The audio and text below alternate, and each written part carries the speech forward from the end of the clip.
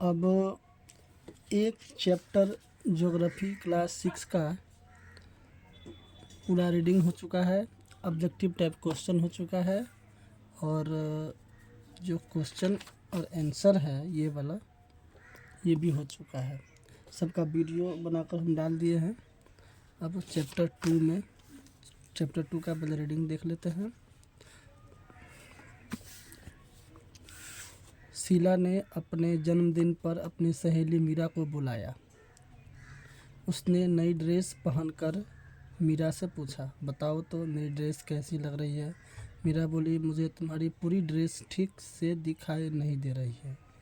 शीला को लगा उसकी इतनी अच्छी ड्रेस उसकी सहेली देख नहीं पा रही है, वह क्या करे।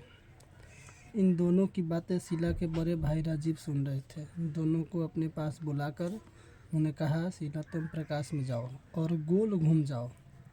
शीला ने वैसा ही किया, जिससे मीरा को उसकी पूरी ड्रेस प्रकाश में दिखाई देने लगे। वह बोल उठी, तुम्हारी ड्रेस तो बहुत सुंदर है। राजीव ने कहा, जब किसी वस्तु पर प्रकाश पड़ता है तो वह वस्तु स्पष्ट दिखाई देती है।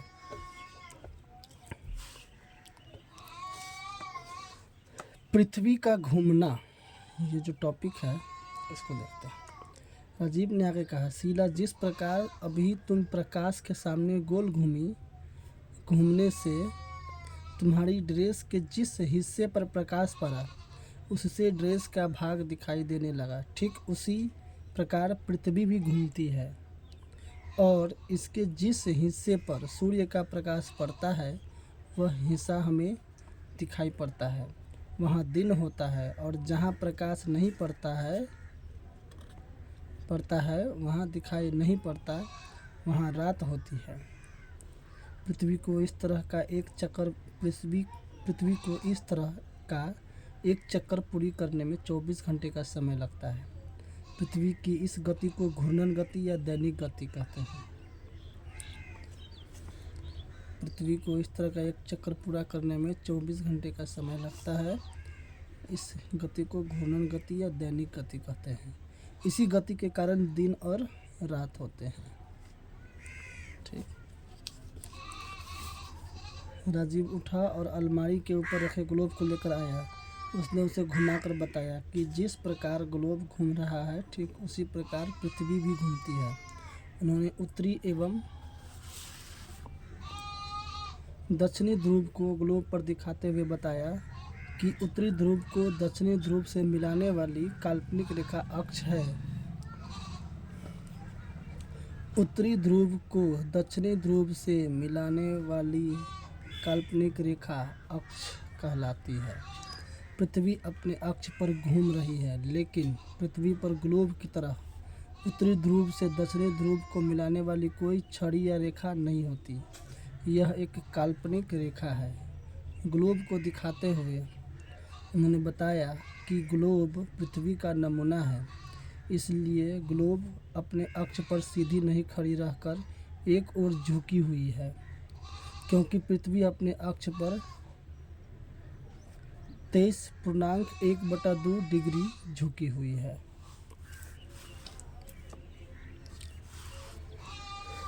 चलिए आगे देखते हैं।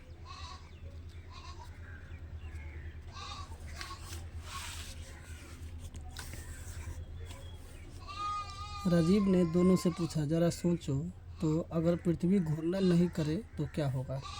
शीला बोल पड़ी, सूर्य की ओर वाले भाग में हमेशा दिन होगा, जिससे उस भाग पर लगातार गर्मी पड़ेगी।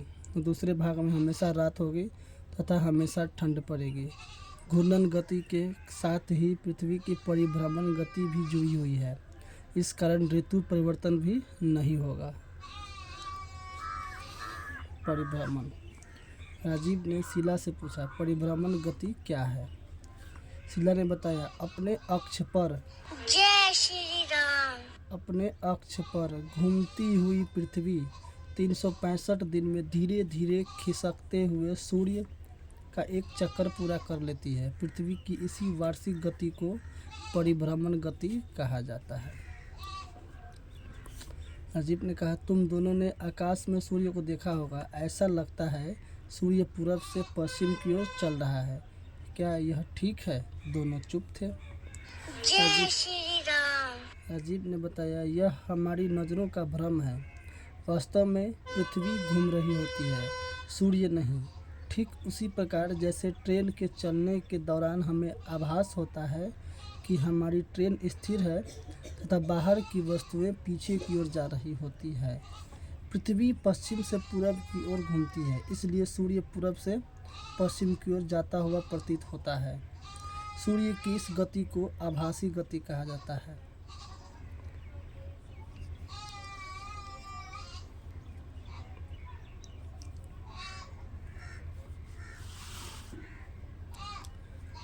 उन्होंने चित्र दिखाकर पूछा, कौन सा चित्र पृथ्वी की सूर्य के चारों ओर परिभ्रमण को दर्शाता है?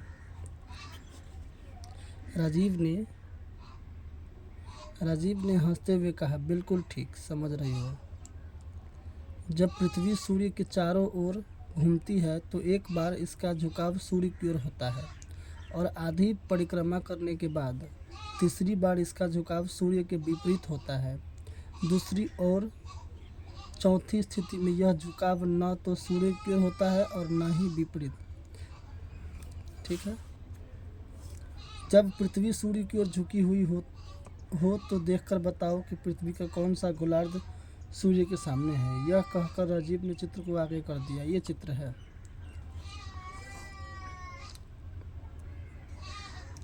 दोनों उस चित्र को गौर से देखने लगे। मीरा ने कहा, भैया चित्र के अनुसार 21 जून को जब पृथ्वी का उत्तरी गोलार्ध सूर्य के सामने होता है, 21 जून को जब पृथ्वी का उत्तरी गोलार्ध सूर्य के सामने होता है, उस समय सूर्य की सीधी किरणें कर्क रेखा पर पड़ती है। इस कारण उत्तरी गोलार्ध का अधिक हिस्सा प्रकाश में रहता है।